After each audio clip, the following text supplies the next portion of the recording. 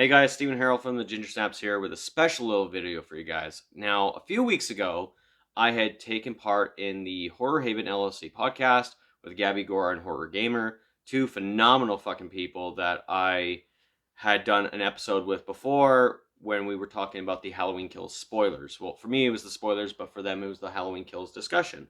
Now, of course, these guys are just phenomenal with their podcast. Like, these two are some of the coolest cats I've ever had to fucking talk to ever in my life. Especially, not being from Canada, right? Like, I'm from Canada, they're not from Canada, right? So, I'm glad to hear that these guys' popularity is fucking going throughout the whole entire world right now. That is so fucking unbelievable. I'm so proud of you guys for getting that support. You guys absolutely deserve it. Now, topic that they invited me to discuss on their podcast was about Rob Zombie. Now, I know some people who are subscribed to my channel or have seen my videos have heard some discussions I have already talked about with Rob Zombie, but I never had full, in-depth discussion about it. Now, this video, obviously, this podcast episode is about Rob Zombie, what our thoughts about him. What do we think of the certain movies that we talk about that he has directed? Our thoughts on the Munsters coming out, and even nice little movies that we actually thought of would be perfect for him to do. It's a 2-hour and 20-minute video or episode. So Gabby sent me the link to the video, and I tried to upload it, but it was too long, and I wanted to try and get this out there, but at the same time, I couldn't figure it out. And then finally, I was like, you know what? I'm going to just take clips and bits of it from it and then just put them in a combined video. And in order for you guys to actually listen to it, you're going to have to go check them out on their YouTube channel, their Spotify account, because personally, in my opinion, they deserve more credit than I do. I was just one of their guests, right? So honestly, guys, if you do want to go listen to our thoughts on Rob Zombie, you will have to look in the description. I will post a link to their Spotify account. I will also post a link to their episode itself and also their YouTube channel. And for the people who do have the Slasher app, go follow them, the HorrorHaven LLC. These guys are absolutely phenomenal. GabbyGore and H0RR0RR0RGAM3R, you guys are some of the best people I've ever had to fucking talk to, and I cannot wait to be a part of another episode. Hopefully we don't talk so long about certain things, and just a full disclaimer, guys, there is a movie that we do talk about for like a solid 20 minutes, so, sorry again, Gabby, for that. It's just that movie, particularly, I had to get off my chest. I think you guys already know what movie I'm talking about. So I've just took some bits from the podcast video that was sent to me, and I'm going to be throwing them in there, and you guys get a little glimpse of what we talked about. But other than that, guys, that's actually it for me. If you do like this video, make sure you hit that thumbs up and also subscribe for more content. But most importantly, make sure you guys go and subscribe to the HorrorHaven LLC podcast on their YouTube channel, on their Spotify. Like I said, the links are down below in the description. These guys deserve your love. These guys deserve every bit of credit for this episode. So for me, it's just like, I was just there and had a great time, had a great chat, and I shouldn't even take any credit of it whatsoever. It's their fucking podcast. So here are the clips. Please enjoy. Movie. But on the topic of Rob Zombie, we all do know that his movies kind of follow the same formula. Yeah. They're different, but they're the same. And I don't know about you guys, but the redneck backwoods, like Gab said at one point, how many times can you say motherfucker or, just try to make people feel uncomfortable? That's Rob Zombie. And why are you mad? All of the time. Everybody. Every character is always so fucking mad. Yes. Just vulgar. Like in Halloween, the boyfriend, Ronnie. Mm-hmm. Here we go. Yeah. So Just I like to choke the chickies with their flappy ass tits. Fuck, come on, Jesus. That's what I'm saying. nobody talks like that in real life. No. Nobody. Now, I can't definitively go into this movie like talking about all this stuff because this movie was so damn boring to me. For some reason, it was just so damn boring. I couldn't finish it, so I started watching YouTube reviews. And I was like, no, I guess a lot of people just thought it was boring. It wasn't a good Rob Zombie movie. That was one where I think he tried to do a little more of a more serious, not so like over the top Rob Zombie experience. And what he produced on that one was kind of like a snore fest. But in typical Rob Zombie fashion, there were still scenes that you really didn't need to see. Like, he really didn't need to put out there. There was a lot of shock value towards the end, like typical Rob Zombie shock value. But Lords of Salem was not a good movie. Yes! Oh my fucking God! I was just gonna say that too. It's a backwards white trash remake of The Running Man. That's exactly what Arnold Schwarzenegger. It's fucking Sherry Moon Zombie. Exactly. Oh, that is it. That is what, and that's another thing that pisses me off about Rob Zombie too. He has that W. Paul S. Anderson syndrome, where he's got to put his wife in everything and make her the star. Yeah. Dude. Yeah. Okay. But she may not be that great an actress. She sucks. But her hair. Oh, her hair is nice, yeah. Her hair is everything. She has the best hair in fucking Hollywood. Well, what they should do Those curls are everything. Article, it was an interview with Rob Zombie that he said that Sid Haig was supposed to be in the whole thing. Yeah. But after he had his surgery that he never quite recovered from, whatever that was, that ended up, he died after, Rob Zombie went to the rehab center that he was staying at to discuss with him, like, this is what the movie's going to be. And he said when he walked in, he was like, there's no way. There's no way. It wasn't even that he thought that, like, he could tell that he was dying. It was just, he looks so bad. It's something with old age, you age gracefully, and then something happens. And then all of a sudden you're old. Yeah. Yeah. And that's kind of what happened with Rob Zombie and Sid Haig, that he walked in and he was like, we can't do this. We can't have you in this. It's not going to work.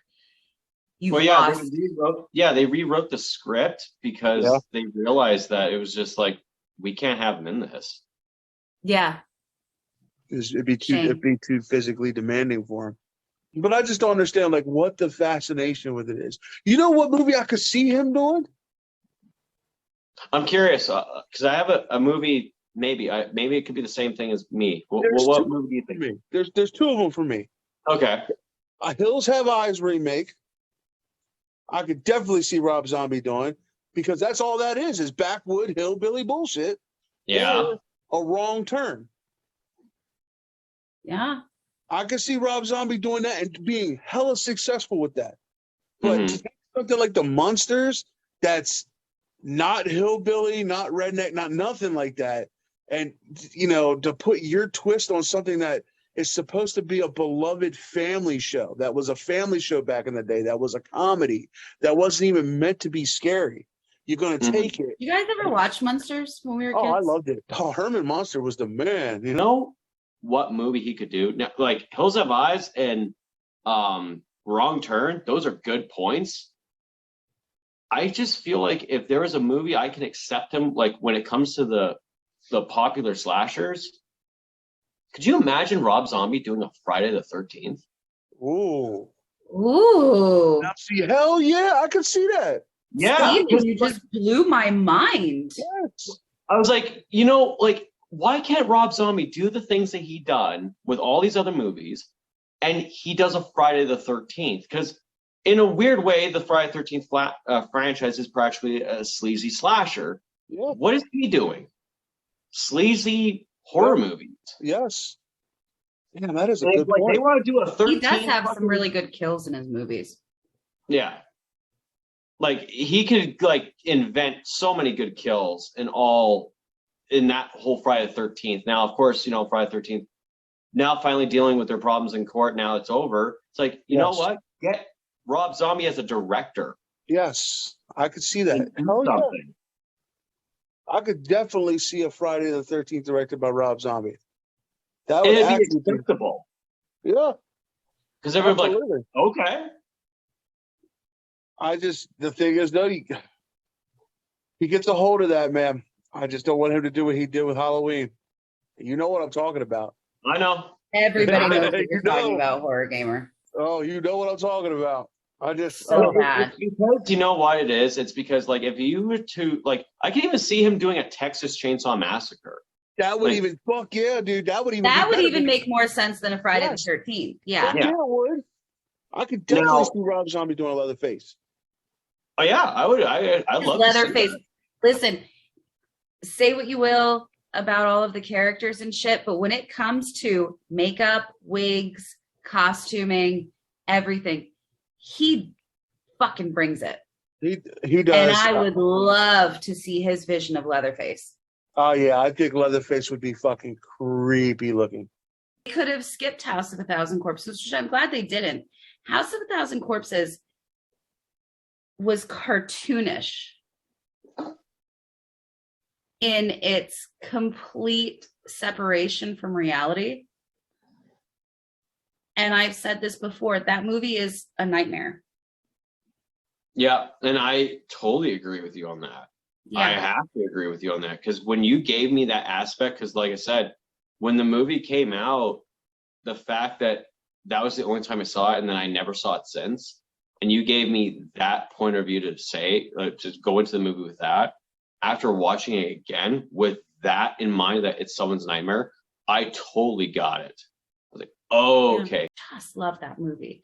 But I think Steven's right. I mean, Devil's Rejects is his best movie. Yeah. I'm going to have to agree with Steven. The Devil's Rejects is not only my favorite zombie film, it's actually one of my favorite movies of all time. It was just so well done. The acting was so, you know, I even was able to tolerate Sherry Moon Zombie in it. You know what I'm saying? That's how good it was written, and that's how good it was directed. Like, The Devil's Rejects is damn near a perfect movie. It's so good. It's damn near a perfect movie. It had everything. And then that climactic scene at the end when they're playing Freebird and they're driving into the police and they're just getting shot up. That was like the camera work on that was absolutely. I mean, are you kidding me? Got like teary-eyed, and that was a moment you felt. It wasn't just something you witnessed. You felt that scene. Yeah. He did a good job. In that movie, Rob Zombie did a good job making you feel the moments. You know what I'm saying? Like the moment where a reversal on you, where he makes you hate the Firefly family, and then at the end of the movie, you're kind of rooting for them to win. Yes. Yeah. You wanted them to get out so bad. Yeah. Yeah. All right, so we're talking about the first one, right? Let's talk about the first one first. And if you need to step away for a moment and, you know, grab a beverage or something, No, not yet. No, not yet. I do. But Rob Zombie's Halloween 1. I didn't mind it. It wasn't horrible. Was it groundbreaking? No. It wasn't, you know what I'm saying? It was almost towards the end, shot for shot, the first one. Yeah.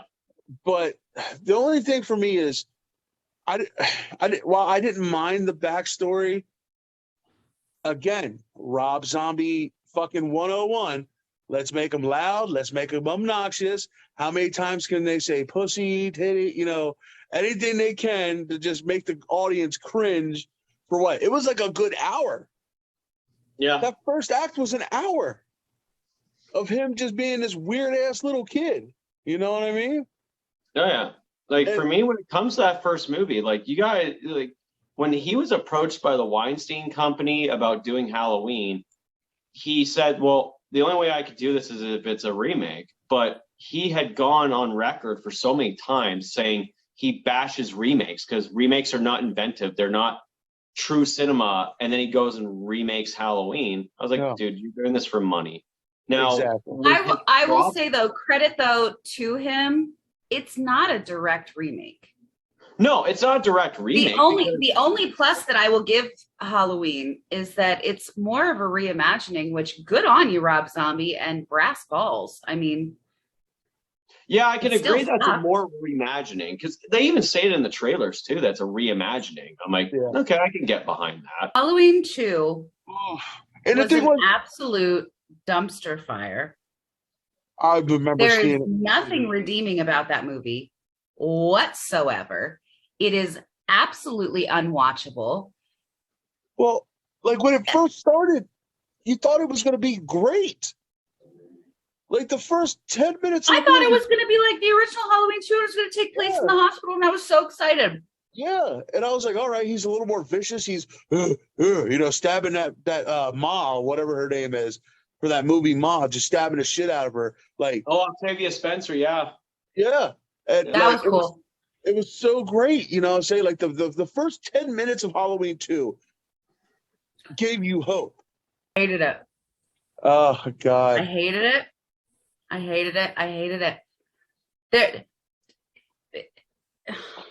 It's so hard to even like talk. Like just to Steven hasn't said a fucking word. He's just drinking. So I watched this movie like 3 days ago. And I can simply say I love this movie.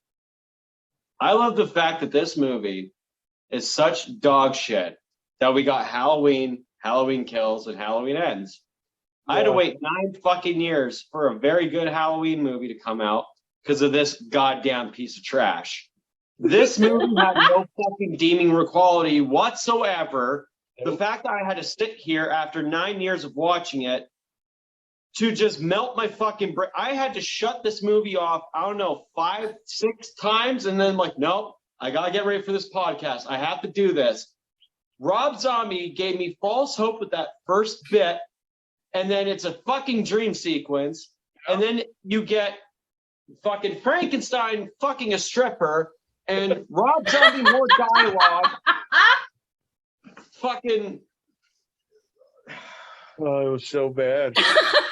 Like I said, guys, there's some things we talk about on that fucking podcast. So, like I said, make sure you subscribe to their Spotify, to their YouTube channel. If you guys have the Slasher app, find them on there, friend them, everything. These guys are fucking amazing. Like I said, that's it for me. This has been the Ginger Snaps here. My name is Steven, and I will talk to you guys later. And again, thank you, GabbyGore and Horror Gamer, for such an amazing opportunity. And I honestly cannot wait for the next video.